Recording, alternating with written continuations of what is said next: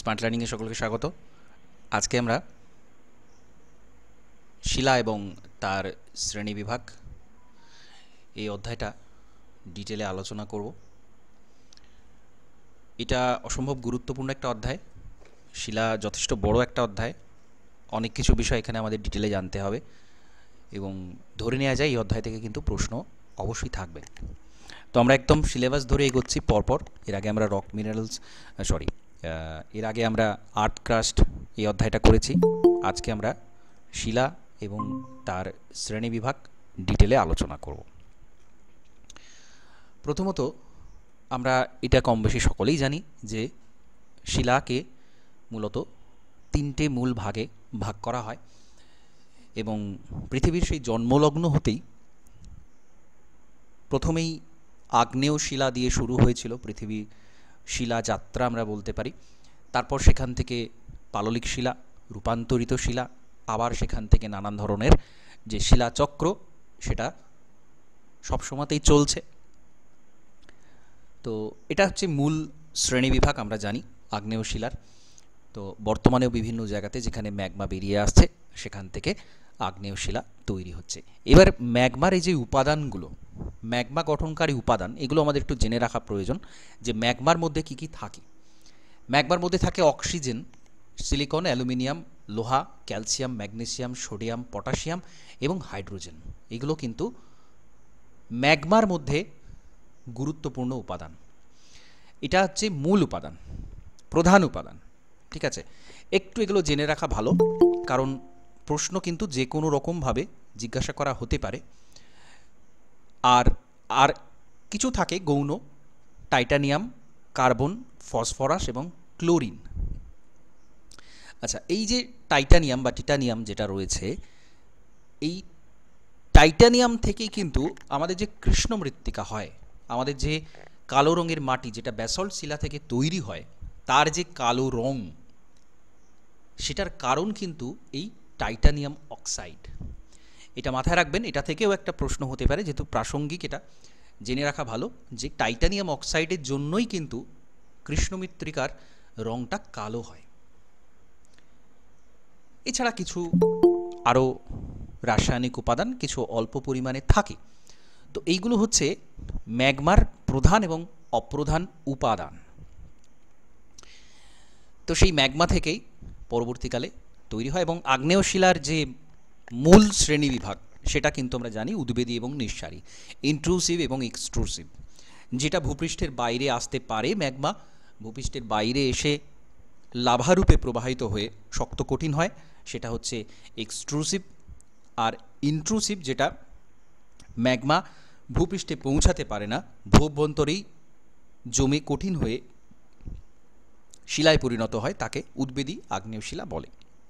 এবার এই যে টাইপটা, এটাও জানা আমাদের কম বেশি সকলেরই যে নিঃসারের মধ্যে দুটো টাইপ হয়, এক্সপ্লোসিভ বিস্ফোরক আর কোয়াইট বা শান্ত। আর উদ্বেদীর মধ্যে প্লুটোনিক পাতালিক এবং হাইপাব্যাসাল বা উপপাতালিক। একটু ইংলিশ টার্মগুলো জেনে রাখবেন, কারণ এগুলো খুবই কমন এবং খুবই গুরুত্বপূর্ণ। অনেক সময়তে সরাসরি ইংলিশ টার্ম দিয়ে কিন্তু প্রশ্ন হতে পারে, একটু এগুলো জেনে রাখবেন। এবং পিএসসি অ্যাসিস্ট্যান্ট মাস্টার যারা দেবেন তাদের ক্ষেত্রে তো এটা অবশ্যই প্রয়োজনীয়। তো বাংলার সাথে সাথে ইংলিশ টার্মগুলো কিন্তু অবশ্যই আপনারা দেখে নেবেন। আচ্ছা, এবার আমরা ডিটেল ক্লাসিফিকেশানে যাব, যেটা অসম্ভব গুরুত্বপূর্ণ এবং এই জায়গা থেকে কিন্তু খুব সম্ভাবনা রয়েছে এমসিকিউ তৈরি হওয়ার। তো আগ্নেয় শিলার যে মূল শ্রেণীবিভাগ সেটা বিভিন্নভাবে আমরা করতে পারি। একটা হচ্ছে উৎপত্তির ভিত্তিতে, আর একটা ক্রমভিত্তিক, গঠনকারী খনিজ ভিত্তিক, সিলিকার হার কতটা সেটা, সিলিকা কতটা সম্পৃক্ত হতে পারে সেটা, এবং গ্রথন বা বুনন। এটা প্রথম হবে না, এটা গ্রথন হবে। তো গ্রথন বা বুনন। উৎপত্তির ভিত্তিতে আমরা প্রধানত দুটো ভাগে ভাগ করতে পারি, উদ্বেদী এবং নিঃসারী, যেটা আমরা একটু আগে দেখেছি। এখানে খুব কমন একটা ছবি দেয়া রয়েছে যে এটা ভূপৃষ্ঠে আসতে পারেনি, এখানে যে লাভাটা ম্যাগমা আর কি, সেটা ভেতরেই রয়ে গেছে, কঠিন হয়ে শিলায় পরিণত হয়েছে, ইন্ট্রুসিভ। এবার ইন্ট্রুসিভ বা অন্তজ বা পাতালিক যে আগ্নেয় শিলা, পাতালিক এবং উপপাতালিক এই দুটো ভাগে ভাগ করা হয় অন্তজ আগ্নেয় শিলাকে, ইন্ট্রুসিভ ইগনিয়াস রক যেটা ভূভ্যন্তরে থেকে যায়। একটা হচ্ছে পাতালিক, যেটা ভূপৃষ্ঠের অনেকটা গভীরে, ভূপৃষ্ঠ থেকে অনেকটা দূরে, অনেকটা ভেতরে কঠিন হয়ে শিলায় পরিণত হয়, তাকে পাতালিক আগ্নেয় শিলা বলে। এবং এখানে এক্সাম্পলগুলো মোস্ট ইম্পর্ট্যান্ট, কিছু ক্যারেক্টারিস্টিক্স, বৈশিষ্ট্য, যেমন এই পাতালিক শিলা এর দানাগুলো বড় হয়, এবং শিলার খনিজগুলো ভালো করে কেলাসিত হতে পারে, কারণ ধীরে ধীরে এটা শীতল হয়। এবং এটা ধীরে ধীরে বলতে কঠিন হতে কয়েক লক্ষ বছর লেগে যেতে পারে, কারণ এটা সবসময়তেই চাপ এবং তাপের মধ্যে থাকে, যেহেতু অনেকটা ভূভ্যন্তরিক গভীরে। সুতরাং এটা ধীরে ধীরে ধীরে ধীরে শীতলতা প্রাপ্ত হয়, এবং এই কারণে এর দানাগুলো বড় হয়। এক্সাম্পল হচ্ছে গ্রানাইট, সায়ানাইট এর হচ্ছে উদাহরণ। এবং দেখবেন আপনারা বিগত বছরের বিভিন্ন যে প্রশ্ন, সেখানে এরকম এক্সাম্পল থেকে প্রচুর প্রশ্ন আসতে দেখা গেছে। তো গ্রানাইট আর সায়ানাইট হচ্ছে প্লুটোনিক ইগনিয়াস রক বা পাতালিক আগ্নেয় শিলা, প্লুটোনিক। আর উপপাতালিক বা হাইপাব্যাসাল ভূপৃষ্ঠের খুব কাছাকাছি চলে আসতে পারে, কিন্তু বাইরে, একেবারে বাইরে আসতে পারে না, ভূপৃষ্ঠের খুব কাছাকাছি কঠিন হয়ে যায়, তাকে হাইপাব্যাসাল বা উপপাতালিক বলে। এবং এটা দানাগুলো ছোট হয়, কিছুটা সূক্ষ্ম বুননের হয়। এবং উদাহরণ হচ্ছে মাইক্রোগ্রানাইট, ডলেরাইট এর উদাহরণ। এবার হচ্ছে এক্সট্রুসিভ, যেটা বাইরে আসতে পারে। তো বিভিন্নভাবে হয়ে থাকে। একটা হচ্ছে এক্সপ্লোসিভ, বিস্ফোরণ হয়, ম্যাগমার সাথে বিভিন্ন গ্যাস, জলীয় বাষ্প, বায়বীয় পদার্থ বাইরে বেশি আসে এবং চাপ সৃষ্টি করে বলে এটা কিন্তু বিস্ফোরণ হয়ে প্রচণ্ড শব্দ সৃষ্টি করে বাইরে বেরিয়ে আসে। তো এখানে বিভিন্ন রকমের খণ্ড দেখতে পাওয়া যায়। শিলাগুলো কেলাসিত খুব একটা হতে পারে না, কারণ খুব দ্রুত এটা শীতল হয়ে যায় যেহেতু বাইরে আসে। দানাগুলো সূক্ষ্ম হয়। বড় যে শিলাখণ্ড তাকে বলা হয় ভলক্যানিক বম্ব। এই টার্মগুলো মনে রাখবেন, ভলক্যানিক বম্ব। ভলক্যানিক বম্ব মানে হচ্ছে বড় আকারের যে আগ্নেয় শিলা, সেটা হচ্ছে ভলক্যানিক বম্ব। মাঝারি যেটা, তাকে বলা হয় ল্যাপিলি, এবং যেগুলো খুব ছোট তাকে বলা হয় ভলক্যানিক ডাস্ট, আগ্নেয় ধূলিকণা। তাহলে ভলক্যানিক বম্ব, ল্যাপিল এবং ভলক্যানিক ডাস্ট, ঠিক আছে। এইগুলো অনেক সময় হাইরার্কি দিতে পারে, প্রশ্ন বিভিন্নভাবে হতে পারে যে এটাকে পরপর সাজানো হোক, 1 2 3 4 করে, কোনটা ছোট থেকে বড় বা বড় থেকে ছোট কোনটা, সেটা সাজাতে দেওয়া হতে পারে। দেখবেন এরকম ধরনের প্রশ্ন করা হয়। তো আমাদের জানতে হবে যে ল্যাপিল হচ্ছে মিডিয়াম সাইজের রক, ভলক্যানিক বম্ব হচ্ছে সবথেকে বড় খণ্ড, এবং ছোট যে খণ্ড উৎক্ষিপ্ত হয় বিস্ফোরণের সাথে তাকে বলা হয় ভলক্যানিক ডাস্ট। ভলক্যানিক ডাস্টটা সোজা, ডাস্ট মানেই বোঝা যাচ্ছে যে এখানে কণাগুলো খুব ছোট ছোট, খুব সূক্ষ্ম সূক্ষ্ম কণা। আর বম্ব এখানেও যথেষ্ট বড়, আর ল্যাপিল হচ্ছে মাঝারি। এটা হলো বিস্ফোরক। এবার শান্ত অগ্নুৎপাত, শান্তভাবে বেরিয়ে আসে, ধীরে ধীরে লাভা স্রোত বেরিয়ে আসে, নিঃশব্দে বেরিয়ে আসে, এবং এটা যথেষ্ট কেলাসিত হয় তুলনামূলক। বিস্ফোরণের থেকে এটা বেশি কেলাসিত হয়, কিছুটা তার থেকে বড় কণা হয়ে থাকে। আরেকটা এখানে টার্ম আমরা পাবো, সেটা হচ্ছে ভেসিক্যাল। লাভা দ্রুত শীতল হয়ে কঠিন হয়ে যাওয়ার জন্যে বুদবুদ যেগুলো থাকে তার ভেতরের বায়ু যেটা, সেটা বাইরে বেরোতে পারে না, ভেতরে আটকা পড়ে যায়, ভেতরের যে বুদবুদগুলো। তো এইটা পরে ভেতরে শিলার মধ্যে ছোট ছোট গর্ত তৈরি করে, তাকে ভেসিক্যাল বলা হয়।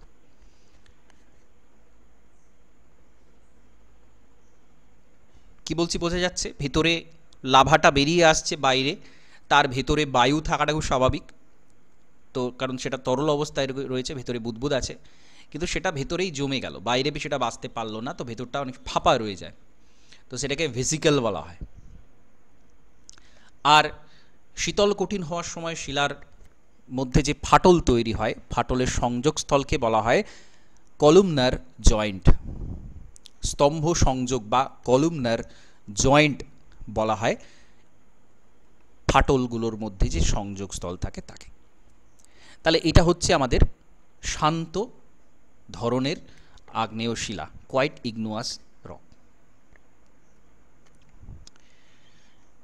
এবার কেলাসনের ভিত্তিতে, এটা খুব গুরুত্বপূর্ণ, খুবই গুরুত্বপূর্ণ।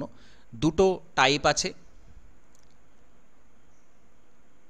একটা হচ্ছে ইউক্রিস্টালাইন আর একটা হচ্ছে ডাইক্রিস্টালাইন। কেলাসিত হওয়া এটা আগ্নেয় শিলার একটা অন্যতম বৈশিষ্ট্য। এবার যে আগ্নেয় শিলাটা খুব ভালোভাবে সম্পূর্ণভাবে কেলাসিত হতে পারে তাকে বলা হয় ইউক্রিস্টালাইন, আর যেটা অসম্পূর্ণভাবে কেলাসিত শিলা তাকে বলা হয় ডাইক্রিস্টালাইন। তাহলে ইউক্রিস্টালাইন এবং ডাইক্রিস্টালাইন, ঠিক আছে। ইউক্রিস্টালাইন আমরা এতক্ষণ যে পড়ছিলাম যে দানাটা যখনই ভালো করে কেলাসিত হতে পারছে তখন কিন্তু দানাটা বড় হয়, শিলার বোঝা যায় দানাটা। তো ইউক্রিস্টালাইনের ক্ষেত্রে আমরা যদি আবার টাইপ দেখি তাহলে দেখব মোটা দানার শিলা, খুব ভালোভাবে কেলাসিত, মাঝারি দানার শিলা এবং ছোট দানার শিলা। তো যেগুলো ইন্ট্রুসিভ ইগনুয়াস রক ভূঅভ্যন্তরের মধ্যেই জমা হয়, ধীরে ধীরে কঠিন হতে পারে, তাদের মধ্যে এই ধরনের বড় বড় দানা হওয়ার প্রবণতা দেখতে পাওয়া যায়, কারণ সেটা ভালোভাবে কেলাসিত। তাহলে আমরা অন্তজ আগ্নেয় শিলা বা ইন্ট্রুসিভ ইগনুয়াস রককে সমস্তটাই কিন্তু ইউক্রিস্টালাইনের মধ্যে ফেলতে পারি। এটা মনে রাখবেন, ইউক্রিস্টালাইন মানেই হচ্ছে যেটা খুব ভালো করে কেলাসিত হতে পারে, যেটা ধীরে ধীরে ঠান্ডা হয়, সেই ধরনেরগুলো, সেটা হচ্ছে ইউক্রিস্টালাইন। আর ডাইক্রিস্টালাইন হচ্ছে যেখানে ধীরে ধীরে ধীরে ধীরে শীতলতা প্রাপ্ত হচ্ছে, দ্রুত শীতলতা প্রাপ্ত হচ্ছে।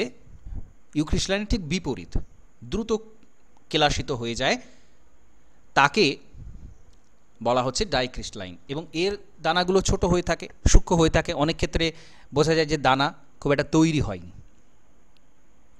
অসম্পূর্ণভাবে কেলাসিত হয়। তো এটা হচ্ছে ডাইক্রিস্টালাইন। যেগুলো বিস্ফোরক অগ্নুৎপাতের ক্ষেত্রে দেখতে পাওয়া যায় সেইগুলোই অধিকাংশ ডাইক্রিস্টালাইনের মধ্যে আসে। তাহলে এই দুটো টার্ম বেসড কোয়েশ্চেন যখন হবে আমরা দেখব এরকম ধরনের প্রশ্ন থাকছে। তো দুটো টাইপ দেখলাম আমরা। আর হচ্ছে গঠনকারী খনিজের ভিত্তিতে শ্রেণী, এটা খুব গুরুত্বপূর্ণ একটা ক্লাসিফিকেশন, এবং দেখবেন বিগত বছরের বিভিন্ন প্রশ্ন, নেট সেটের কোয়েশ্চেন বা এই টাইপের কোয়েশ্চেন এখান থেকে কিন্তু এসেছে। কি খনিজ রয়েছে সেটার উপর ভিত্তি করে। একটা হচ্ছে ফেলসিক। ফেলসিক নামটা থেকে আমরা বুঝতে পারি যে যেখানে ফেলসপার, সিলিকা এগুলো থাকে তাকে বলা হয় ফেলসিক। গ্রানাইট, রায়ালাইট এগুলো হচ্ছে ফেলসিক এর এক্সাম্পল। ফেলসিক মানে সেখানে ফেলসপার বেশি থাকবে, সিলিকা থাকবে বেশি। মেফিক এখানে ম্যাগনেসিয়াম এবং লোহা এই দুটো বেশি থাকবে, সেটা হচ্ছে মেফিক। ধূসর থেকে কালো রঙের হয়ে থাকে মেফিক, ম্যাগনেসিয়াম লোহার আধিক্য, যেমন ব্যাসল্ট, যেমন গ্যাব্রো। ফেলসিকের এক্সাম্পল, এই এক্সাম্পল থেকে ডাইরেক্ট কোয়েশ্চেন হয়, কাকে বলে সেটা থেকেও হয়, বা কি উপাদান বেশি থাকে সেটা থেকে হয়। মধ্যবর্তী বা ফেলসিক মেফিকের যেটা মাঝামাঝি থাকে সেটা হর্নবেল্ট, সোডিয়াম ফেলসপার এগুলো থাকে। পেরিডোটাইট এবং কমাডোটাইট এই দুটো হচ্ছে ফেলসিক মেফিকের মাঝামাঝি। আর হচ্ছে উচ্চমাত্রায় মেফিক, যেখানে লোহা ম্যাগনেসিয়ামের পরিমাণটা অনেক বেশি, মেফিকের থেকেও অনেক বেশি, তাকে বলা হচ্ছে উচ্চমাত্রার মেফিক। যেটা হচ্ছে অলিভিন, পাইরক্সিন এইগুলো থাকে খনিজের মধ্যে। পেরিডোটাইট, কমাডোটাইট এই দুটোই কিন্তু আরও বেশি, এর মধ্যে লোহা ম্যাগনেসিয়াম যখন থাকে তখন আমরা তাদের উচ্চমাত্রায় মেফিক বলে থাকি। তাহলে এই চারটে টাইপ, ফেলসিক, মেফিক এর মাঝামাঝি এবং উচ্চ মাত্রার মেফিক। এই টাইপগুলো কিন্তু মোস্ট ইম্পর্ট্যান্ট, এটা মনে রাখবেন। ঠিক আছে, এখান থেকে প্রশ্ন হয়, আমি পড়ানোর সময় যেগুলো বলছি সেগুলো একটু খেয়াল করবেন যে এগুলো কিন্তু আলাদা করে গুরুত্ব রাখে। বিগত বছর ঘাঁটলেই বুঝতে পারবেন, বিভিন্ন যেখানে এই অধ্যায় থেকে এমসিকিউ ঘাঁটলেই বুঝতে পারবেন এই এখান থেকে কিন্তু প্রশ্ন হয়, এবং টাইপগুলো এরকম এক্সাম্পল থেকে হয়, ডেফিনেশন থেকে হয়, উপাদান থেকে হয়। আর একটা মোস্ট ইম্পর্ট্যান্ট ক্লাসিফিকেশন, সেটা হচ্ছে শিলিকা কতটা রয়েছে, অর্থাৎ শিলাটা আম্লিক নাকি কিছুটা ক্ষারকীয়, এবং এখানে পার্সেন্টেজ থেকেও প্রশ্নটা করা হয়, যে কারণে এখানে পার্সেন্টেজ দেওয়া রয়েছে। প্রত্যেকটা টাইপ খুব ভালো করে মনে রাখবেন, মোস্ট ইম্পর্ট্যান্ট জায়গা এটা। তো শিলাটা আম্লিক নাকি ক্ষারকীয়, অ্যাসিড বা সিলিসিক। কেন সিলিসিক? কারণ সেখানে সিলিকার পরিমাণটা অনেক বেশি। সিলিকার পরিমাণ বেশি মানেই সেটা অ্যাসিডিক হবে। যেখানেই সিলিকার পরিমাণ বেশি থাকবে দেখবেন সেটা অ্যাসিডিক হবে।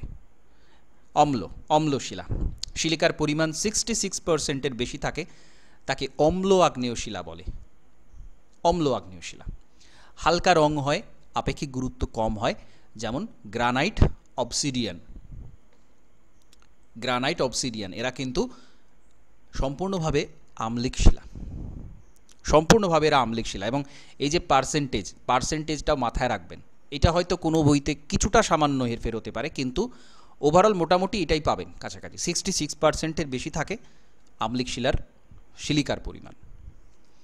ইন্টারমিডিয়েট, মধ্যবর্তী শিলা, যেখানে সিলিকার পরিমাণ 52 থেকে 66%, ইন্টারমিডিয়েট রক। ক্ষারকীয় অক্সাইড মোটামুটি 48-34 এর মধ্যে থাকে। ডায়োরাইট, অ্যান্ডিসাইট, এটা হচ্ছে ইন্টারমিডিয়েট।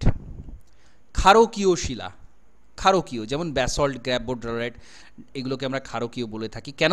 কারণ এর মধ্যে সিলিকার পরিমাণটা কিন্তু 50%-এর কম থাকে। ক্ষারকীয় অক্সাইড যেগুলো, সেগুলো 50%-এর বেশি থাকে, 49 থেকে 55%-এর মধ্যে বেসিক রকের ক্ষারকীয় অক্সাইডের পরিমাণ থাকে, ব্যাসল্ট এবং গ্যাব্রো, ডলোরাইট এগুলো। আর মোস্ট ইম্পর্টেন্ট হচ্ছে আল্ট্রা বেসিক, সেখানে 55%-এর বেশি ক্ষারকীয় অক্সাইড, সিলিকাটা সেখানে চলে যাচ্ছে 45%-এর কম। অতি ক্ষারকীয়, এবং তখনই কিন্তু এই পেরিডোটাইট শিলার কথা কিন্তু তখনই আসবে। সরাসরি এক্সাম্পল থেকে প্রশ্ন হয়, অতি ক্ষারকীয় শিলা কোনটা, কোনটা ক্ষারকীয়, কোনটা আম্লিক, কোনটা মধ্যবর্তী, ইন্টারমিডিয়েট। ঠিক আছে, যখনই দেখবেন স্পেসিফিক এগুলো দিয়ে দিচ্ছে এক্সাম্পল থেকে, তখন কিন্তু বেছে নেওয়াটা খুব সহজ হয় না। তো এক্সাম্পলগুলো, আবারও বলছি, এক্সাম্পলগুলো কিন্তু খুব গুরুত্বের সাথে, খুব মনোযোগের সাথে দেখবেন, এবং বারবার এই পার্সেন্টেজগুলো কিন্তু দেখবেন।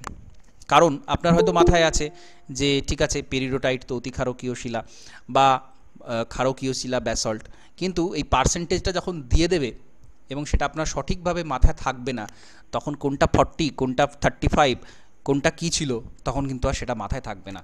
তো এটা আবারও বলছি, মোস্ট ইম্পর্ট্যান্ট এই অধ্যায়ের একটা অংশ, প্রত্যেকটা পুঙ্খানুপুঙ্খ এই জায়গা থেকে পড়বেন। এবার সিলিকা খনিজের যে সম্পৃক্ত কতটা, সেটা ওপর নির্ভর করে আর একটা শ্রেণীবিভাগ করা হয়।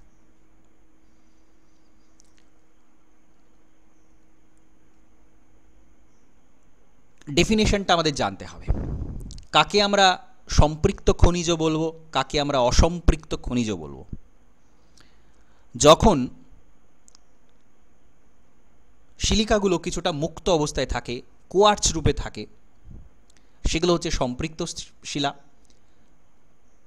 আর যেগুলো মুক্ত সিলিকা এবং একই সাথে এরা অবস্থান করতে পারে না, তাকে অসম্পৃক্ত শিলা বলে। এক্সাম্পল দেখলে আমরা বুঝতে পারবো হাইলি স্যাচুরেটেড কাকে বলা হবে, অতি সম্পৃক্ত কাকে বলা হবে। কোয়ার্টজ যেখানে মুক্ত সিলিকা রূপে থাকে, কোয়ার্টজের অবস্থানটা দেখতে পাওয়া যায় অনেক বেশি, মুক্ত সিলিকাটাই হচ্ছে কোয়ার্টজ। যেমন গ্রানাইট, গ্রানোডায়োরাইট, এরা হচ্ছে হাইলি স্যাচুরেটেড। স্যাচুরেটেড যেখানে বিভিন্ন সম্পৃক্ত খনিজ থাকে তাকে বলা হয় স্যাচুরেটেড। হর্নব্লেড, সায়ানাইট এগুলো। আর যেখানে এই মুক্ত সিলিকার বিষয়টা প্রায় নেই বললেই চলে, অর্থাৎ এখানে কোয়ার্চের পরিমাণটা খুবই কম থাকে, কোয়ার্চের পরিমাণ খুবই কম থাকে বা প্রায় থাকে না, যেমন অলিভিন ব্যাসল্ট, নেফেলিন সায়ানাইট, এটা হচ্ছে আল্ট্রা স্যাচুরেটেড রক। ঠিক আছে, কোয়ার্চ আছে কি নেই বা কতটা কম কতটা বেশি তার উপর ডিপেন্ড করে এই শ্রেণীবিভাগটা করা হয়, সম্পৃক্ততার ভিত্তিতে। একটু টার্মটা আলাদা, কিছুই নয় ব্যাপারটা, জাস্ট কোয়ার্চ আছে কি না সেইটা থেকেই এই টার্মটা আসছে। এক্সাম্পলগুলো আবার বলবো, এক্সাম্পলগুলো মনে রাখবেন। হাইলি স্যাচুরেটেড কোনটা, কোনটা স্যাচুরেটেড, কোনটা আনস্যাচুরেটেড। আচ্ছা, গ্রোথন। গ্রোথন কেমন, শিলার গ্রোথনটা কেমন সেইটা থেকে বলা যায়, অর্থাৎ শিলার মধ্যেকার যে দানাগুলো থাকে সেই দানাটা কেমন ধরনের। যেমন গ্রানাইটাইটেড বা ফ্যানেরাইটিক, গ্রানাইটয়েড বা ফ্যানেরাইটিক যে শিলার ক্ষেত্রে দেখা যাবে দানাগুলো আমরা খালি চোখে দেখতে পাচ্ছি তাকে আমরা গ্রানিটয়েড বলবো বা ফ্যানেরিটিক বলবো। অর্থাৎ যেটা আমরা প্রথম থেকে পড়ে আসছি যে ভূঅভ্যন্তরের যে পাতালিক শিলা যেগুলো ধীরে ধীরে ঠান্ডা হয়, যেগুলোর কেলাসনের মাত্রা অনেক বেশি, সেইগুলোই কিন্তু আমরা দানাগুলো বড় পাবো। ঠিক আছে, একটার সাথে একটা ইন্টার রিলেটেড, ইন্টারকানেক্টেড।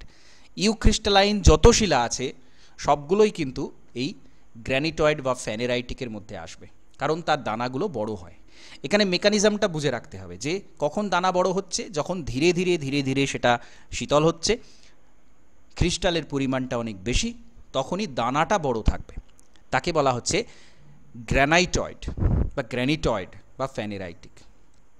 শুধু ফ্যানেরাইটিক দিয়েও প্রশ্ন হতে পারে, ফ্যানেরাইটিক শিলা কাকে বলে। তো আমরা যদি টার্মটা না বুঝি তাহলে কিন্তু কখনোই আনসার ঠিক দিতে পারবো না। তো যে সমস্ত শিলার দানাগুলো খুব বড় তাকেই আমরা ফ্যানেরিটিক বলছি। সমস্ত পাতালিক শিলা এরকম ধরনের হয়। পেগমাটাইটিক, এখানেও কিন্তু মোটামুটি দানাগুলো মোটা হয়, খালি চোখের খুব যে পরিষ্কার দেখা যায় কিন্তু মোটা হয় দানাগুলো। যেমন pegmatite cyanide, pegmatite diorite, pegmatite granite এগুলোর এক্সাম্পল। আর হচ্ছে আলফ্যানিটিক, এর গ্রথনটা খুব সূক্ষ্ম থাকে, খুব শক্তিশালী অণুবীক্ষণ ছাড়া বোঝা যায় না, সেগুলো হচ্ছে অ্যালফ্যানিটিক। ব্যাসল্ট, ফেলসাইট, কিছু ডাইক শিলেও দেখা যায়, অর্থাৎ যেগুলো একদমই ভূপৃষ্ঠের কাছাকাছি এসে শীতলতা প্রাপ্ত হচ্ছে। উপপাতালিকের কিছু আছে, আর হচ্ছে যেগুলো বাইরে চলে আসছে, যেসব বাইরে এসে যেগুলো কঠিন হচ্ছে, লাভারূপে প্রবাহিত হয়ে যেগুলো কঠিন হচ্ছে, তার দানাগুলো সূক্ষ্ম হয়, অণুবীক্ষণ যন্ত্র ছাড়া দেখা যায় না, তা সেটা হচ্ছে অ্যালফ্যানিটিক।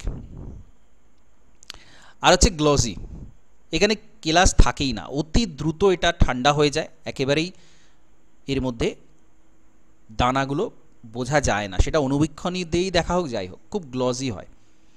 অবসিডিয়ান, পিচস্টোন, পিউমাস এর এক্সাম্পল। ঠিক আছে, তাহলে গ্রথনের ভিত্তিতে আমরা এই চারটে টাইপ ভাগ করতে পারি। এখানেও বলবো উদাহরণগুলো কিন্তু মনে রাখবেন, ডেফিনেশনটা অবশ্যই এবং তার সাথে উদাহরণটা।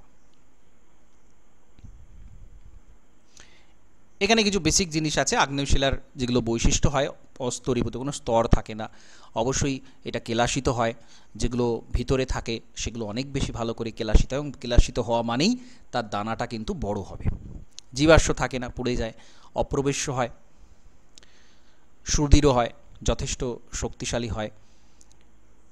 স্তর থাকে না কিন্তু জয়েন্ট দেখতে পাওয়া যায়, সংযুক্তি দেখতে পাওয়া যায়, এবং অবশ্যই এটা প্রাচীন হয়। আচ্ছা, এরপর আমরা চলে আসব পাললিক শিলা, সেডিমেন্টারি রক। পাললিক শিলা তো পলি থেকে এসছে, সেডিমেন্টাম থেকে এসছে, ল্যাটিন শব্দ সেডিমেন্টাম থেকে এসছে। সেডিমেন্ট বা সেটলিং, তলানি, জমানো, থিতানো বোঝাতে ব্যবহার করা হয়।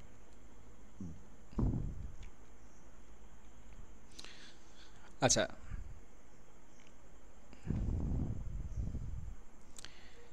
পাললিক শিলাতে যে স্তর ক্রম সেটার পর্যালোচনা, এটা কিন্তু প্যালিও জিওগ্রাফির মধ্যে আসে। যেটা প্যালিও মানেই হচ্ছে প্রাচীন, পুরাতন, তার অর্থাৎ পুরাতন ভূগোল। প্যালিও জিওগ্রাফি, সেটা বুঝতে গেলে পাললিক শিলা স্তর ক্রম আলোচনা করার, চর্চা করার প্রয়োজন হয়। তো সেডিমেন্টোলজি এটাকে বলা হয়, পললবিদ্যা, পলির উৎপত্তি এবং এই সমস্ত বিষয় যেখানে আলোচনা করা সেটা হচ্ছে সেডিমেন্টোলজি। ঠিক আছে। এখন এটা আমাদের কাছে খুব সহজ মনে হচ্ছে, কীরকম প্রশ্ন হবে এখান থেকে, কীরকম হতে পারে, আমাদের পুরো অংশগুলো খুব সাবধানে পড়তে হবে। সেডিমেন্টোলজি এখানে আছে যে পললবিদ্যা, তো পলি সংক্রান্ত বিষয় পর্যালোচনা করাকে 4টে অপশান দেওয়া হবে। তো এইগুলো এখানেই শব্দগুলোকে এমনভাবে ঘুরিয়ে পেঁচিয়ে দেওয়া হতে পারে যে আমরা যদি প্রপার টার্মটা না জানি তখন কিন্তু ভুল হয়ে যাওয়ার সম্ভাবনা থাকবে। সুতরাং এগুলো একটু ভালো করে আমাদেরকে মনে রাখতে হবে। তো পলির উৎপত্তির ক্ষেত্রে দুটো বিষয় হতে পারে। একটা হচ্ছে এক্সোজেনেটিক, আবহবিকার বিচূর্ণনের ফলে যে পলি তৈরি হয়, অন্যত্র বাহিত হয়ে যায়, সেজন্য সেটা হচ্ছে এক্সোজেনেটিক সেডিমেন্ট। এক্সোজেনেটিক কারণ সেটা বাইরে থেকে আসছে। যে কোনো নদীর ক্ষেত্রে যেটা হয়, কোথাও একটা ক্ষয় হলো, আবার কোথাও গিয়ে সঞ্চয় হচ্ছে, তাহলে সেটা বাইরে থেকে পলিটা আসছে, সেটা হচ্ছে এক্সোজেনেটিক সেডিমেন্ট। আর হচ্ছে কিছু এন্ডোজেনেটিক, মূলত যেটা রাসায়নিক উপায়ে পলি তৈরি হয়, সেটা বাহিত হয়ে আসে না অন্য জায়গা থেকে, সেই জায়গাতেই তৈরি হয় মূলত, সেটা হচ্ছে এন্ডোজেনেটিক সেডিমেন্ট। তাহলে একটা এক্সোজেনেটিক, এক্সো মানে আমরা জানি, এক্সো মানে হচ্ছে যেটা বাইরের, সেটাই হচ্ছে এক্সোজেনেটিক। আর যেটা এন্ডোজেনেটিক সেটা অবশ্যই সেই স্বস্থানে নিজের জায়গাতে তৈরি হবে, এটা তাহলে ইম্পর্টেন্ট। তো রাসায়নিক পললের মধ্যে জিপসাম, সৈন্দব লবণ, এনহাইড্রাইট এগুলো আসবে। জৈব পলের মধ্যে প্রবাল, চুনাপাথর এগুলো আসবে।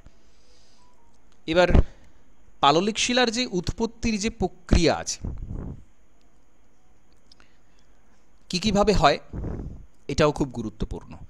একটা ওয়েদারিংয়ের কারণে হয়, খুব সাধারণ বিষয়, যেটা বিভিন্ন প্রাকৃতিক রাসায়নিক শক্তি, শিলা চূর্ণ বিচূর্ণ হয়, শিলার উপর থেকে ধীরে ধীরে ধীরে ধীরে সেটা খণ্ডিত হয়ে পাললিক শিলা তৈরি করে। আর একটা অবশ্যই ট্রান্সপোর্টেশন, ক্ষয়প্রাপ্ত শিলা সেটা নদীর স্রোতের মাধ্যমে, বায়ু প্রবাহ, হিমবাহের মাধ্যমে বাহিত হয়ে সমুদ্রের হ্রদের নিচে সঞ্চিত হয়, তার উপরে চাপ তাপ পড়ে শিলায় পরিণত হয়। এটা একটা প্রসেস। এবার আরেকটা হচ্ছে ডিপোজিশন বা সঞ্চয়ন। খণ্ডিত শিলা যেগুলো, সেগুলো প্রাকৃতিক শক্তি দ্বারা বাহিত হয়ে স্তরে স্তরে সঞ্চিত হয়ে পড়ে এবং ধীরে ধীরে এই শিলাটা তৈরি হয়। আরেকটা হচ্ছে কম্প্যাকশন বা সিমেন্টেশন।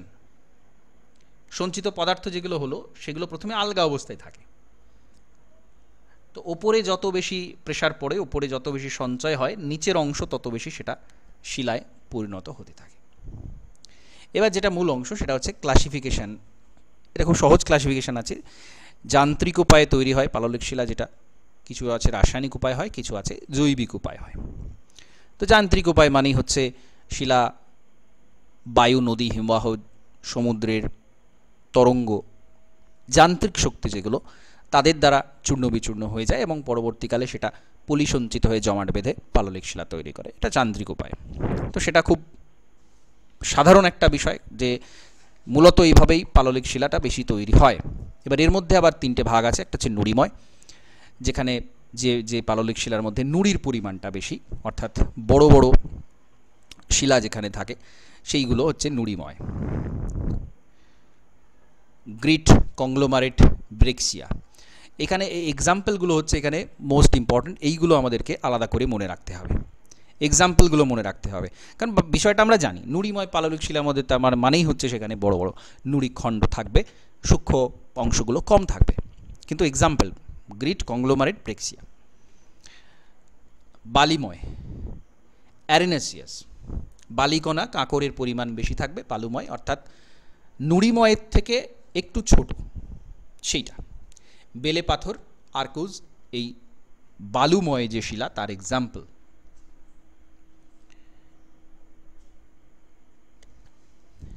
আর হচ্ছে কর্দম, অতি সূক্ষ্ম সূক্ষ্ম ধূলিকণা পলি জমাট বেঁধে যে শিলাটা তৈরি হচ্ছে পাললিক শিলা সেটা হচ্ছে কর্দম শিলা। কাদা পাথর, সেল, ক্লে, এইগুলো হচ্ছে এর এক্সাম্পল। তাহলে এই তিনটে হলো কণার ভিত্তিতে শ্রেণীবিভাগ যান্ত্রিক পাললিক শিলার। যান্ত্রিক পাললিক শিলার এই তিনটে টাইপ হয়।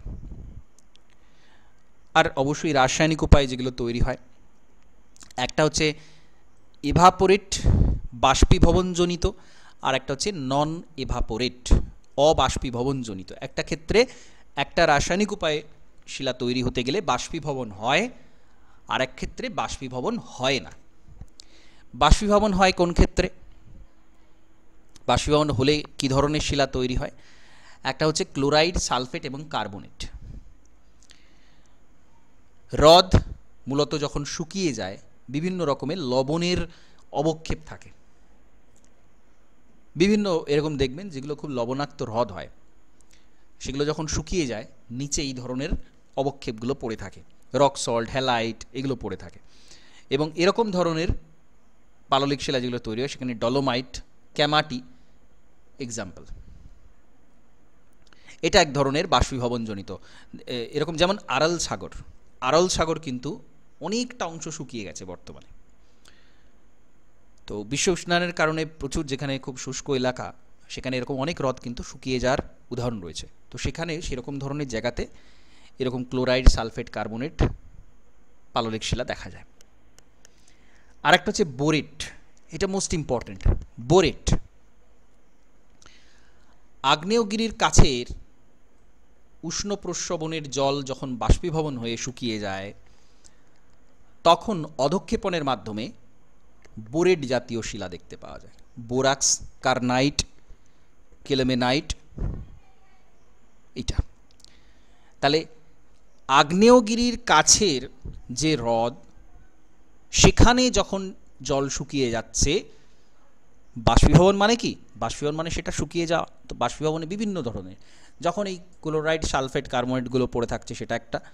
বোরেট আগ্নেয়গিরির পার্শ্ববর্তী অঞ্চলের হ্রদ যখন শুকিয়ে যাচ্ছে বোরেট জাতীয় শিলা তৈরি করছে, তখন বোরাক্স, কার্নাইট, কালমেনাইট হচ্ছে এর এক্সাম্পল। আর একটা হচ্ছে নাইট্রেট, যেখানে নাইট্রেট জাতীয় পদার্থ পড়ে থাকে, অবক্ষেপ হিসেবে থাকে। মরু অঞ্চলে, মরুপ্রায় অঞ্চলে জলাশয় শুকিয়ে গেলে যদি নাইট্রেটের প্রাধান্য থাকে শিলার মধ্যে তখন সেটা হচ্ছে এই ধরনের নাইট্রেট শিলা। সোডা নাইটার, সল্টপিটার এর এক্সাম্পল। এগুলো সবই বাষ্পীভবনের কারণে। তিনটে টাইপ। অবাষ্পীভবনজনিত শিলা, একটা হচ্ছে সিলিকাজাত, এগুলো বাষ্পীভবনের কারণে হয় না কিন্তু রাসায়নিক উপায়ে হয়। যখন সিলিকা জাতীয় পদার্থটা পড়ে থাকে রাসায়নিক উপায়ে তখন এই ধরনের শিলা দেখতে পাওয়া যায়। ফ্লিন্ট, চার্ট, জাসপার এরকম ধরনের পাললিক শিলা। লৌহজাত, যেখানে লোহাটা অবক্ষেপ হিসেবে পড়ে থাকে রাসায়নিক উপায়ে, যেমন ল্যাটেরাইট, সিডেরাইট, লিমোনাইট।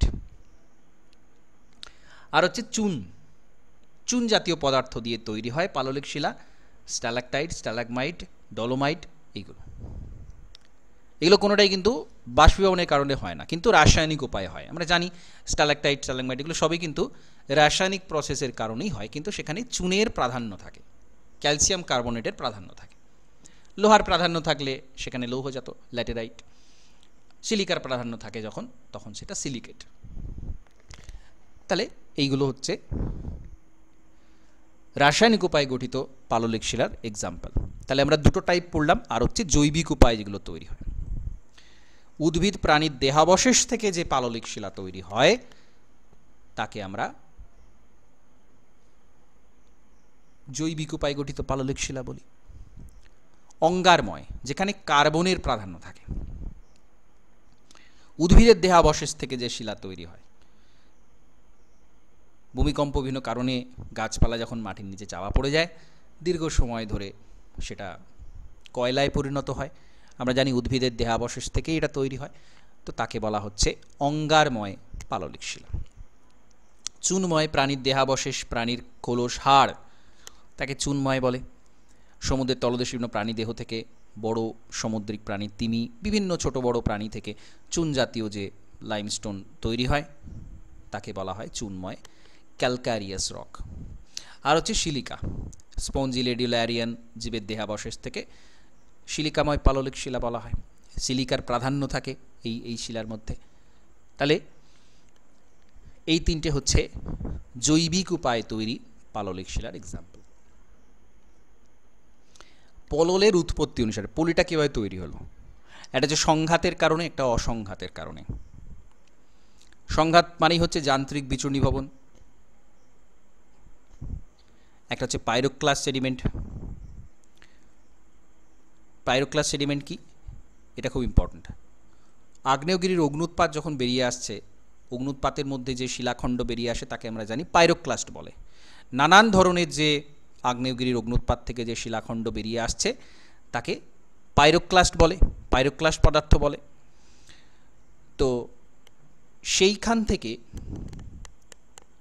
যে পলি তৈরি হয়, সেই পাইরোক্লাস্ট সেডিমেন্ট যখন গুঁড়ো হয়ে পলি তৈরি করে তখন তাকে পাইরোক্লাস্ট সেডিমেন্ট বলে, পাইরোক্লাস্ট পলল।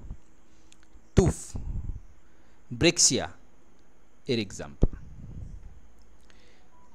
কর্করীয় ডেট্রিটাল সেডিমেন্ট, যান্ত্রিক বিচূর্ণীভবন যখন হয়, যান্ত্রিক বিচূর্ণীভবন যখন হয়, শিলাখণ্ড শিলাচূর্ণ বিভিন্ন ভূপ্রাকৃতিক শক্তির দ্বারা স্থানান্তরিত হয়ে যাও, কোথায় গিয়ে সঞ্চিত হয় সেটা কোথাও গিয়ে, সেখানে জমে থাকা জল, অদক্ষিপ্ত রাসায়নিক যৌগ সেটা জমে পাললিক শিলা তৈরি করে। এটাকে বলা হয় কর্করীয় ডেট্রিটাল সেডিমেন্ট। কাদা পাথর, বেলে পাথর, কংগ্লোমারেট এর এক্সাম্পল। আর হচ্ছে নন ক্লাস্টিক, জৈব হতে পারে একটা, আর একটা হচ্ছে রাসায়নিক। আমরা মূলত আগে যেটা ক্লাসিফিকেশন করলাম তার মধ্যেই আমরা সেই টাইপেরই এটা ধরতে পারি। জৈব পদার্থ দিয়ে যখন তৈরি হয় তখন জৈবিক, আর যখন রাসায়নিক দিয়ে তৈরি হয় তখন রাসায়নিক। ট্রান্সপোর্টিং এজেন্টের ভিত্তিতে আমরা আরেকটা ভাগ করতে পারি, বয়ে নিয়ে যাচ্ছে যে সেটা, যেমন জলজ, অ্যাকুয়াস রক, জলবাহিত পলি, যেমন নদীর ক্ষেত্রে যেটা হয়, যেমন হ্রদের ক্ষেত্রে হয়, সামুদ্রিক হয়, সেগুলো সবকটাই কিন্তু অ্যাকুয়াস রক, জলজ শিলা। ঠিক আছে, এগুলো কিন্তু হালকাভাবে নেবেন না। যে কোনো রকম প্রশ্ন হতে পারে, যে কোনোভাবে প্রশ্ন হতে পারে, তো আমাদের কিন্তু এগুলো খুব স্পষ্ট ধারণা রাখতে হবে। কোথাও এক চুল জায়গা ছাড়া যাবে না। প্রশ্ন আবারও বলছি যেমন তেমনভাবে হতে পারে, খুব সবসময় যে ডাইরেক্ট কোশ্চেন সবসময় হবে, যেগুলো আমরা খুব দেখি যে আচ্ছা প্রশ্ন এরকম টাইপের, এরকম টাইপের, যে কোনো ধরনের যে কোনো জায়গা থেকে প্রশ্ন হতে পারে। সুতরাং এগুলো সবগুলো দেখে রাখবেন যাতে কোনো রকম সমস্যা না হয়। আমাদের ডেসক্রিপটিভ ডিটেলে পড়ার উদ্দেশ্যই এটা, যে ফাঁক ফোকর যেন না থাকে, আমাদের কনসেপ্ট ক্লিয়ার থাকে, এবং যত রকমের প্রশ্ন হওয়ার জায়গা আছে সবগুলো আমরা কভার করতে পারি। সামুদ্রিক, ম্যারাইন, সমুদ্রের উপকূলে গভীর অংশে যে পলি সঞ্চিত হয় সেখানে যে পাললিক শিলা সেইগুলো। আর হচ্ছে হ্রদ, নদী, এই টাইপগুলো হচ্ছে জলজ পাললিক শিলা। আর হচ্ছে এওলিয়ান, বায়ু, বায়ুবাহিত পলি সঞ্চিত হয়েও কিন্তু পাললিক শিলা দেখতে পাওয়া যায়। বায়ুবাহিত যে পাললিক শিলা সেখানে কিন্তু স্তর দেখা যায় না, দৃঢ় সংঘবদ্ধ গঠিত শিলা খুব একটা হয় না, বোঝাই যাচ্ছে বায়ু দিয়ে বাহিত হয়ে এটা তৈরি হচ্ছে, খুব একটা সেটা শক্তিশালী হবে না, লেয়ারও তার মধ্যে থাকে না। আচ্ছা, এখানে একটা খুব ইম্পর্ট্যান্ট ক্লাসিফিকেশন আছে, সেটা আমাদের মনে রাখতে হবে, যেটা হচ্ছে সিলিক্লাস্টিক গঠন অনুসারে। সিলিকা খনিজ যেখানে বেশি তাকে সিলিক্লাস্টিক বলা হবে, সাধারণ ব্যাপার। কংগ্লোমারেট, ব্রেক্সিয়া, বেলে পাথর, কাদা পাথর, সিলিকা রয়েছে। কার্বনেট, সিলিকেট, আর্গুনাইট, এগুলো পরিমাণটা বেশি থাকে। চুনা পাথর, ডলোমাইট এরা। আর হচ্ছে ইভাপোরেট, বাষ্পীভূত, খুব ইম্পর্টেন্ট এক্সাম্পলগুলো, evaporate sedimentary rock, halite, gypsum, anhydrite, এইগুলো এর এক্সাম্পল। আর হচ্ছে অর্গ্যানিক রিচ সেডিমেন্টারি রক, জৈব পদার্থের উপাদান যেখানে বেশি থাকে, কয়লা, যেসব শিলাতে তেল রয়েছে সেটা হচ্ছে অর্গ্যানিক রিচ সেডিমেন্টারি রক।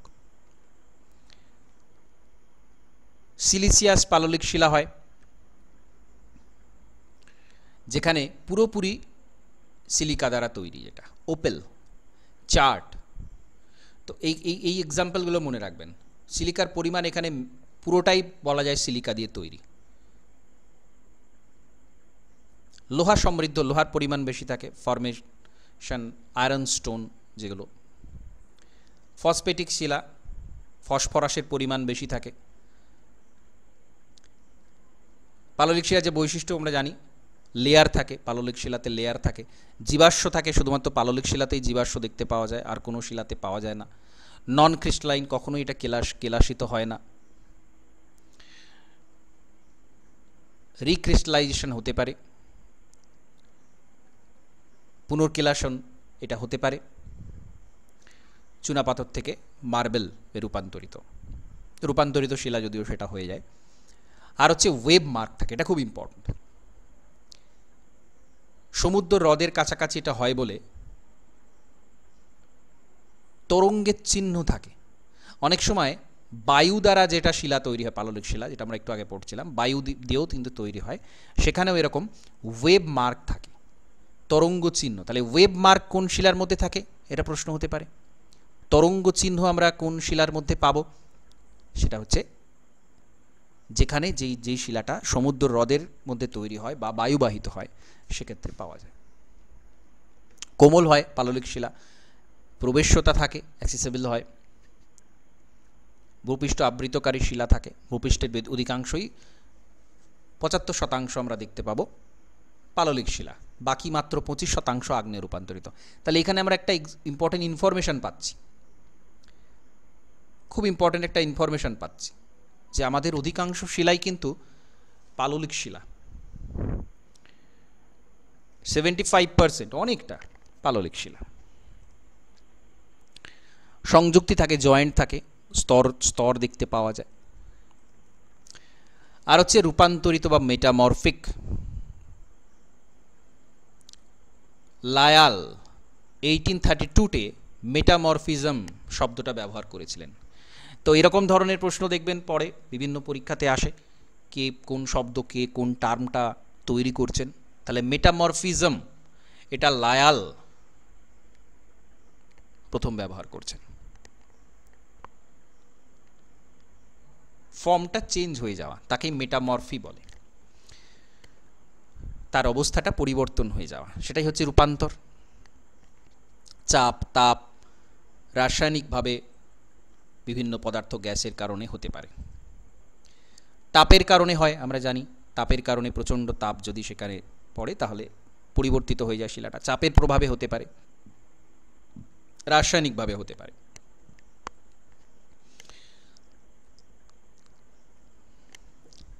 তাপের কারণে যখন হয় তখন সেটা পাইরোমেটামরফিজম, আগ্নেয় রূপান্তর।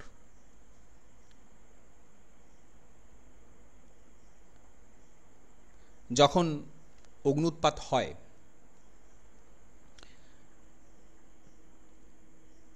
এত বেশি তাপমাত্রা থাকে যে তার আশপাশের যে শিলা সেটাকে সে স্পর্শ করে এবং সেই শিলাটাও পরিবর্তিত হয়ে যায়, সেটাকে বলে পাইরোমেটামরফিজম, আগ্নেয় রূপান্তর। স্পর্শ রূপান্তর, এটাও আগ্নেয় রূপান্তরের মতোই হয়, কিন্তু কম তাপমাত্রাতেই এটা হয়ে যায়, খুব একটা পরিবর্তন এখানে হয় না, তো তাকে কন্ট্রাক্ট মেটামরফিজম বলে। বাষ্পীয় রূপান্তর, গ্যাস বা বাষ্পীয় পদার্থের কারণে যখন রূপান্তরিত হয়ে যায়। আমরা এতক্ষণ দেখলাম কি ম্যাগমাটা তার পাশে অন্য শিলাকে স্পর্শ করছে, তখন আগ্নেয় রূপান্তর আর স্পর্শ রূপান্তর হচ্ছে, একটা একটু বেশি তাপমাত্রায় হচ্ছে, একটা একটু কম তাপমাত্রায় হচ্ছে। আর ম্যাগমার মধ্যে যে জলীয় বাষ্প থাকে বা গ্যাস থাকে, সেই গ্যাসীয় অংশের কারণে তারও টেম্পারেচার প্রচুর, তখন যে রূপান্তরিত হচ্ছে সেটা হচ্ছে বাষ্পীয় রূপান্তর। উষ্ণ জল, হাইড্রোথার্মাল মেটামরফিজম, উষ্ণ জলের দ্রবণের প্রভাবে যখন হচ্ছে এটা, তখন তাকে বলা হচ্ছে হাইড্রোথার্মাল মেটামরফিজম। ইনজেকশন মেটামরফিজম,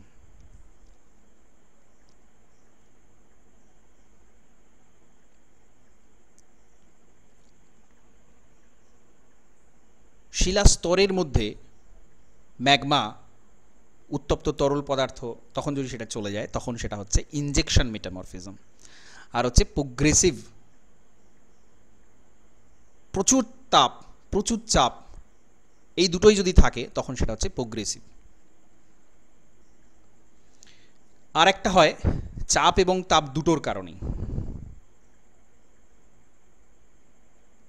খনিজের গলনাঙ্ক কমে যায়, তখন কি হয় সেটা আবার কেলাসিত হয়, তখন সেটা হচ্ছে তাপগতীয়।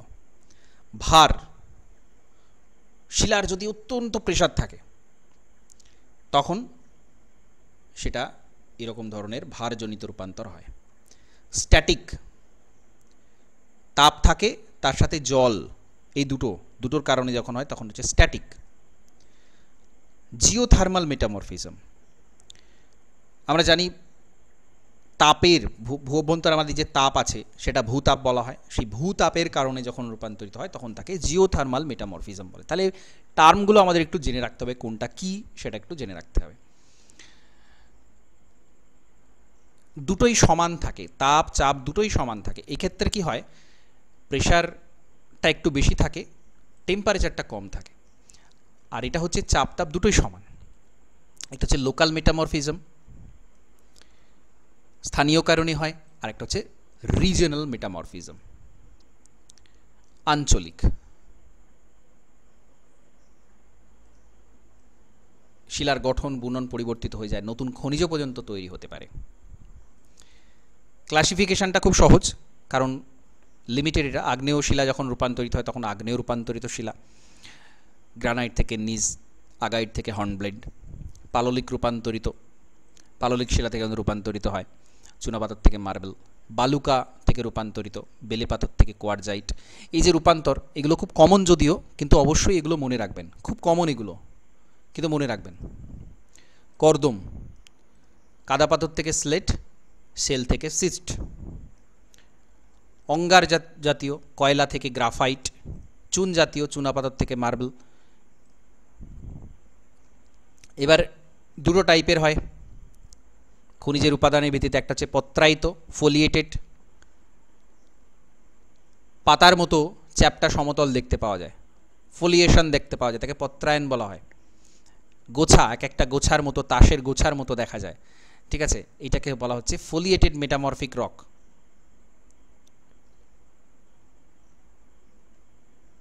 কোয়ার্জাইট, মার্বেল, স্লেট, সিস্ট, এইগুলো।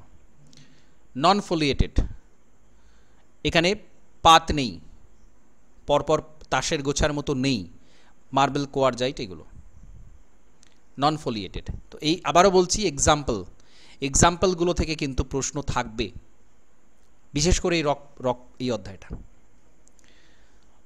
তো এর বৈশিষ্ট্য কি আমরা জানি, পুনঃকেলাসিত হয়, কাঠিন্য অনেক বেশি হয়, আগ্নেয় শিলার থেকেও কঠিন বেশি হয়, জীবাশ্ম এর মধ্যে থাকে না, সমান্তরাল গঠন দেখা যায়, তরঙ্গ চিহ্ন দেখা যায় না, পাললিক শিলায় যেটা থাকে এটা নষ্ট হয়ে যায় এখানে, অপ্রবেশ্য হয়।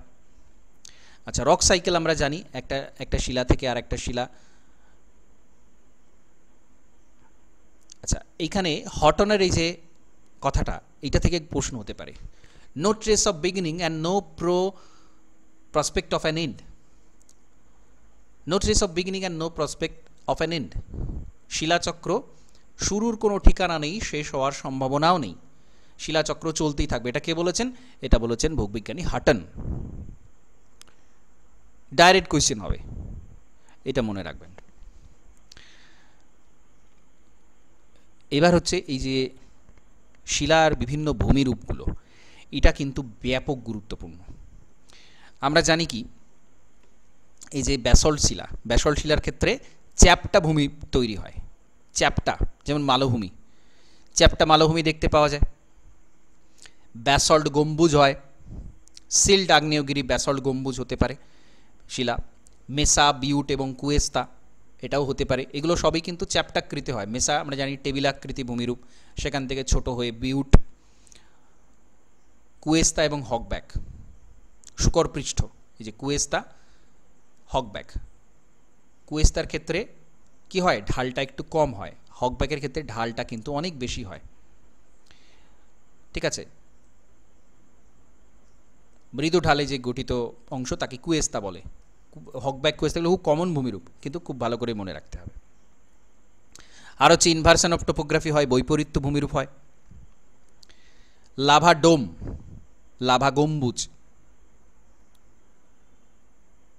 লাভা বেরিয়ে আসছে এবং সেখানে গম্বুজের মতো ভূমিরূপ তৈরি করছে, তাকে লাভা গম্বুজ বলে।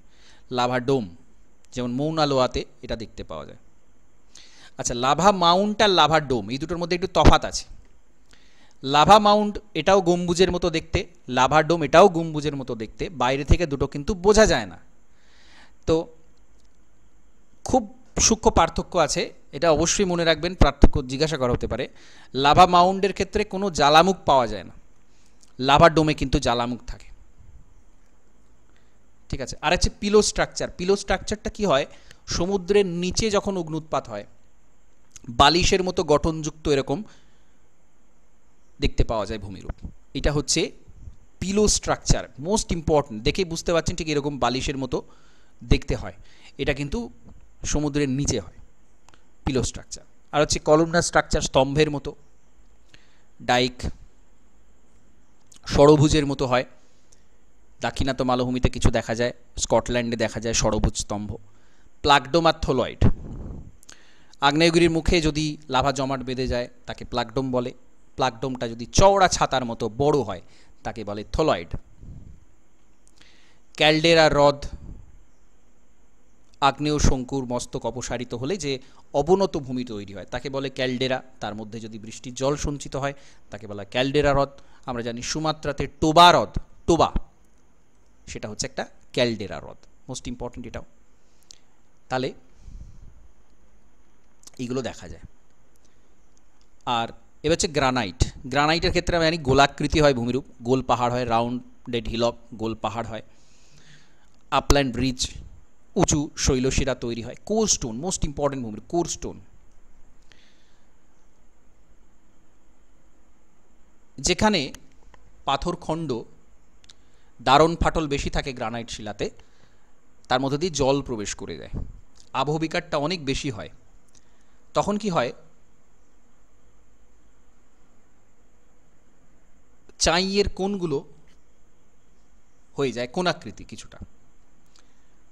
তো এই ধরনের যে গোলাকার ভূমিরূপ, দারণ ফাটলযুক্ত গ্রানাইটে যেটা হয় তাকে বলে কোর স্টোন।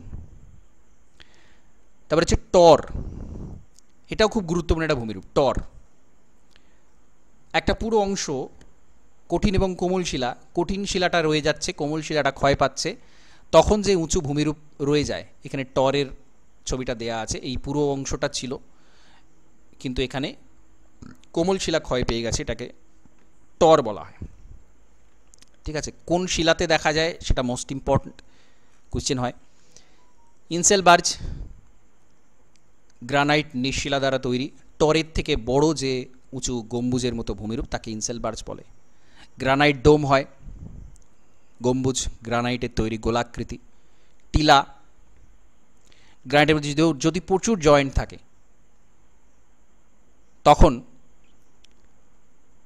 এটা ক্ষয় পেয়ে গিয়ে কম উচ্চতা বিশিষ্ট উচ্চভূমি তৈরি করে তাকে বলা হয় ক্র্যাগ বা টিলা। যেমন মামাভাগ্নে পাহাড়, বীরভূমে মামাভাগ্নে পাহাড়, এটা হচ্ছে একটা ক্র্যাগ। তাহলে এটা এক্সাম্পলটা মনে রাখবেন।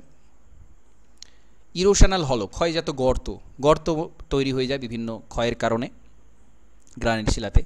আর হচ্ছে বর্নহার্ড। বর্নহার্ড আমরা জানি যে ইনসেল বার যখন ক্ষয়ে যায়, কমে যায় উচ্চতা, তাকে বর্নহার্ড বলে। কাসেল কাপিজ, কাসেল কাপিজ হচ্ছে ক্ষয়চক্রে একদম শেষে তৈরি হয়। ইনসেল বার্স থেকে বর্নহার্ড, বর্নহার্ড থেকে কাসেল কাপিজ, অনেক ছোট নুড়ি পড়ে থাকে, তাকে বলা হয় কাসেল কাপিজ। পেডেস্টাল রক, স্তম্ভমূলীয় শিলা, শুকনো জলবায়ুতে গ্রানাইট ক্ষয়প্রাপ্ত হয়ে যে শিলা তৈরি হয় তাকে বলা হয় পেডেস্টাল রক। রুয়ার, গম্বুজ পৃষ্ঠ, এটাও গ্রানাইট গম্বুজের মতো অবস্থান করে, তাকে গম্বুজ পৃষ্ঠ বলে। ফেলসেনমার, এটা প্রত্যেকটা থেকে কোয়েশ্চেন হয়। ফেলসেনমার উঁচু পার্বত্য অঞ্চলে তুষারের চাপে যখন গ্রানাইট খণ্ড খণ্ড হয়ে যায় তাকে ফেলসেনমার বলে। এক্সফোলিয়েটেড ডোম, স্বল্পমুচিত গম্বুজ, পেঁয়াজের খোসার মতো আমরা জানি এক্সফোলিয়েশন হয় এবং সেখানে যে গম্বুজ গঠন তাকে এক্সফোলিয়েটেড ডোম বলে। আর হচ্ছে মেডাস, গ্রানাইট শিলাতে আবহবিকারের কারণে উঁচু ভূমিভাগ যে ভূমি তৈরি তাকে বলে মেডাস। তাহলে এইগুলো হচ্ছে প্রত্যেকটা ল্যান্ডফর্ম, প্রত্যেকটা থেকে এখানে প্রশ্ন হয়। শুরুতেও বলেছি, শেষেও বলছি, এই অধ্যায় থেকে কিন্তু প্রশ্ন থাকবেই। তো আপনারা অবশ্যই এখানটা খুব ভালো করে পড়বেন।